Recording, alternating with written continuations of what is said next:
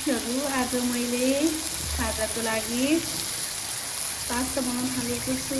मैले तरकारी मजाले परिहरू हालेको छु, गाजर हालेको छु, बोन्डा, प्याज,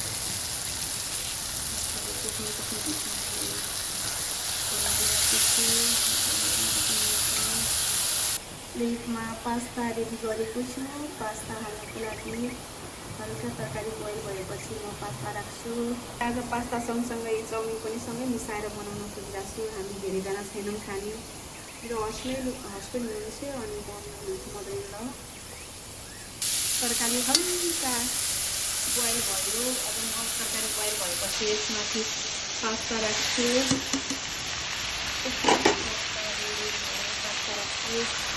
हामी धेरैजना खाने चाहिँ छैनौँ, भयो धेरै नै भएछ।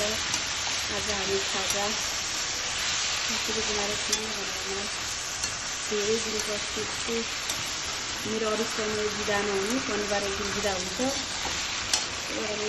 के खान मन लाग्यो भने खान मन लाग्यो भने बनाउँछु।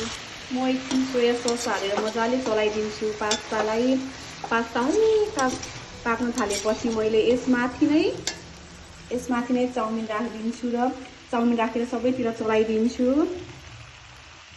मेरो क्यामेरा यताउता हल्ल्याएको छ साथीहरू, किनभने म एक्लै नै यहाँ हातमा मोबाइल एक हातमा तरकारी नै तरकारी बनाएँ, चलाउन नि पर्यो। एकतिर मैले अब फेरि अन्डा बनाउन थालेको छु। एक साइडमा हाम्रो अब लगभग चाउमिन र पास्ता चाहिँ एकै ठाउँ मैले रेडी गरेको थिएँ। हाम्रो यो लगभग पाकिसक्यो। म अर्को म अब अन्डा बनाउँछु एकछिनमा। साथीहरू हेर्नुहोस्, मेरो चाउमिन चाहिँ रेडी भइसक्यो, चाउमिन र पास्ता। मैले अब यसमा मैले अन्डा बनाउनको लागि राखेको छु। हजुरहरूले मेरो फ्राई प्यानको लागि भन्नुहुन्छ होला, सानो फ्राई प्यान पनि छ, मैले त्यो युज गर्दिनँ किनभने हामी तिनजनाको लागि म एउटै अन्डा बनाउँछु भनेर। ठुलो अन्डा बनाउँछु भने मैले फ्राई प्यान युज गरेको हो साथीहरू। मैले यहाँ ग्यासमा अन्डा राखिसकेँ, अन्डा फ्राई गर्न थालेको छु।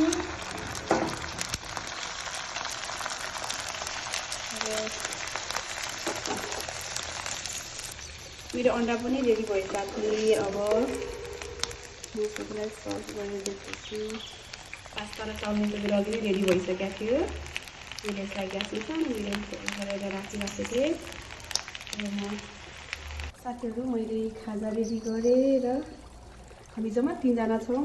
मेरो हस्बेन्ड हुनुहुन्छ, मम्मी हुनुहुन्छ र म छु। मेरो सानो बाबु पनि छ छन त, यहाँ पिरो हालेको भएर बाबुले चाहिँ खाँदैन र मैले छुट्टै बनाइदिएको थिएँ साथीहरू।